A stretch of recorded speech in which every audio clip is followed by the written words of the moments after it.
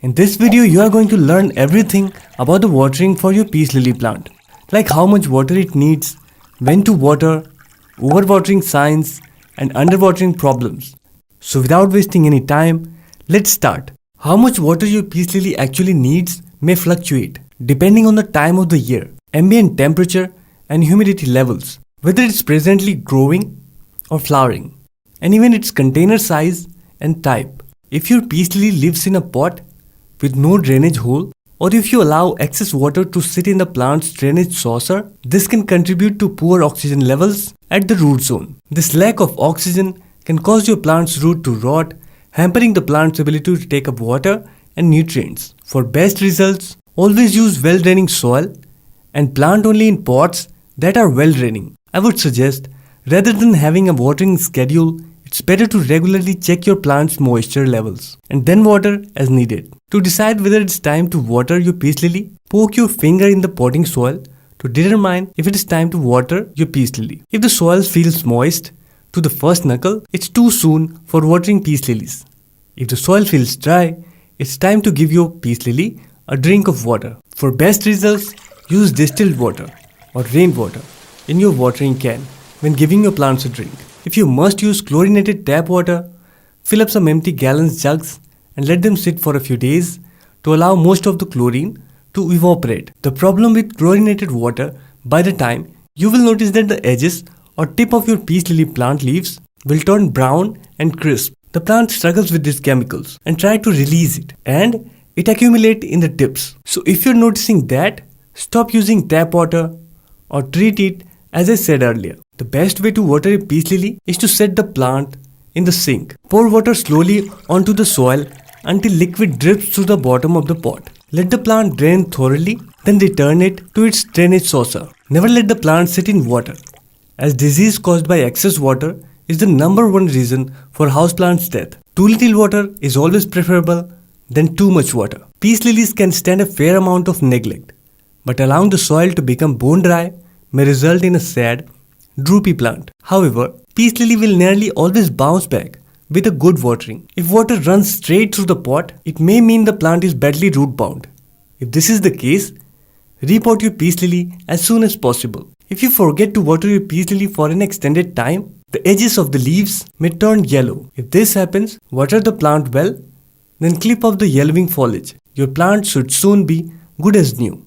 Now let's see, are you underwatering your peace lily?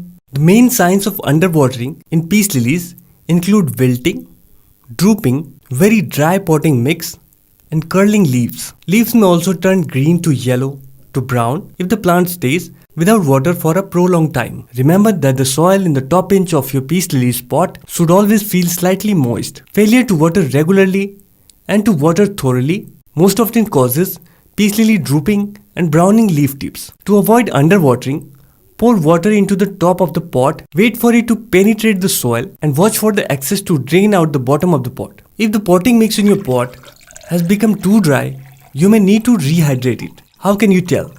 If you notice the water you add to the top of the pot rushes through the soil and immediately go through the drainage holes, the soil may have temporarily lost its ability to hold water. In this case, run water through the pot until the excess water more slowly penetrates the soil and drains through the pot. After a thorough watering, you should be able to pick up the plant pot and all the gauge in its weight. It should feel much heavier now than it did before you watered.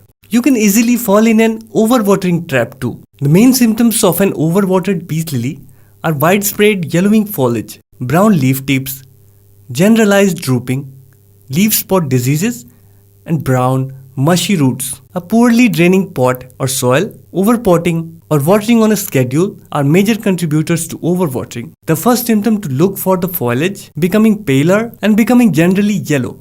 This often affects the lower leaves more than upper leaves. The leaves can develop brown or black tips, brown edges, and sometimes can be affected by bacterial or fungal disease, which will present as brown, black, or yellow spots on the leaves. Eventually, prolonged soggy conditions will cause root rot to set in, leading to a rotting smell emanating from the soil. If you inspect the roots at this point, you can expect to be brown, black, mushy, fragile, and smelly. This is really bad news for your plant. Roots require oxygen to survive, and they normally receive plenty of this from the air-filled spaces in the soil. When water fills all these spaces, the roots soon use up the available oxygen. The roots can then start to suffocate and either die due to this or attacked by bacterial or fungal pathogens that strike when the roots are weakened.